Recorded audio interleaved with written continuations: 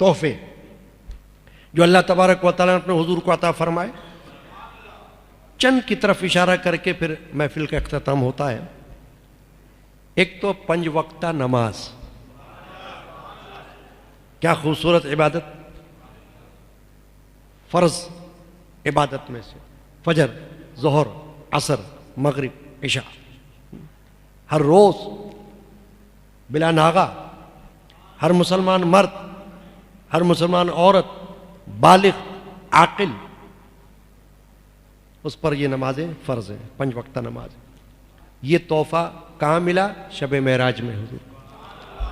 خاص جب قرب الہی تھا، نبی پاک صلی اللہ علیہ وسلم جب خاص مقام پر پہنچے ہوئے تھے، یعنی کہ آسمانوں کی سیر سے کرتے کرتے جاتے جاتے سدرۃ المنتہا سے بھی آگے جب لامکان کی طرف حضور پہنچے ہیں، تو اللہ تبارک و تعالی نے آپ کو جو تحفہ عطا فرمایا وہ 5 وقت کی نمازوں کا عطا فرمایا. مگر وہ نمازیں اس وقت کتنی عطا ہوئیں؟ 50. حدیث پاک میں کہ نماز اللہ نے 50 عطا فرمائی. جب میں واپس ہوا، حضور فرماتے ہیں تو حضرت موسیٰ علیہ السلام سے ملاقات ہوئی. پہلے بھی ہوئی تھی، اور اس طرح ہوئی تھی کہ حضرت موسیٰ علیہ السلام کو حضور نے سفر معراج میں دیکھا کہ اپنی قبر میں نماز پڑھ رہے ہیں. کیونکہ نماز ہر ایک نبی کو ملی ہے، اپنے اپنے حساب سے، اپنے اپنے اعتبار سے، اپنے اپنے قاعدے سے. ہر نبی کی قوم کو نماز ملی. تو دیکھا کہ موسیٰ علیہ السلام نماز پڑھ رہے ہیں. ایسی سفر معراج میں حضور نے حضرت عیسیٰ علیہ السلام کو دیکھا کہ وہ بھی نماز پڑھ رہے ہیں. اب حالانکہ نماز کا مکلف تو اس وقت نہیں ہے وہ، مگر لذت، اللہ کی محبت، عشق، نماز سے جو محبت ہے، وہ محبت ان کو اس وقت بھی اللہ کی بارگاہ میں پیش ہونے کے لیے مجبور کر رہی ہے. تو حضور اکرم علیہ السلام کو اللہ نے 50 وقت کی نماز عطا فرمائی. تو جب آپ لے کر واپس آنے لگے تو موسیٰ علیہ السلام ملے، اور اس وقت نبی اکرم علیہ السلام کی بارگاہ میں حضرت موسیٰ علیہ السلام نے عرض کیا کہ یا محمد، یہ جو تحفہ آپ کو ملا ہے 50 وقت کی نماز کا، آپ واپس جائیے اللہ کی بارگاہ میں اور کچھ سفارش کیجئے کہ اللہ پاک کم کرے. کیوں؟ کہ میں اپنی امت کو آزما چکا ہوں. 2 وقت کی نماز تھی ان کے اوپر، اس پر بھی پورا نہیں اتر سکے وہ. تو 50 وقت کی نمازیں آپ کی امت پر بھاری ہوں گی، اور وہ 50 وقت دن میں، ایک دن میں 50 وقت، ابھی تو ایک دن میں کتنے وقت ہے؟ 5 وقت ہے، وہ نہیں کر سکیں گے. تو لہٰذا آپ واپس جائیے، کم کرائیے. حضور واپس تشریف لے گئے اور بارگاہ الہی میں حاضر ہوئے اور کم کی درخواست کی، تو اللہ تبارک و تعالیٰ نے کمی فرما دی. اسی طرح 2-3 بار ہوا، اور حضور واپس گئے اور جا کر اللہ کی بارگاہ میں عرض کیا، تو اللہ تبارک و تعالیٰ نے نماز میں، یعنی کہ وقت میں کمی فرما دی. 5 کر کے کم ہو گئی، یہاں تک کہ 5 وقت رہ گئی. اب نبی اکرم صلی اللہ علیہ وسلم فرماتے ہیں کہ اس 5 وقت کی نماز پر جو کوئی پابندی کے ساتھ عمل کرے، تو چونکہ اللہ نے جو نماز فرض کی تھی وہ 50 وقت کی تھی، لیکن میری سفارش پر اللہ نے کم کر دیا، 5 وقت کر دیا. لیکن اعزاز مومن کا یہ ہے کہ اگر وہ 5 وقت بھی نماز پڑھ لے تو اس کو 50 وقت کی نماز کا ثواب مل جائے گا. سبحان اللہ و بحمدہ، سبحان اللہ العظیم. دیکھ لیں آپ، نماز 5 وقت پڑھے اور ثواب 50 وقت کا لے لیں. یہ ہے نا فائدے کی بات.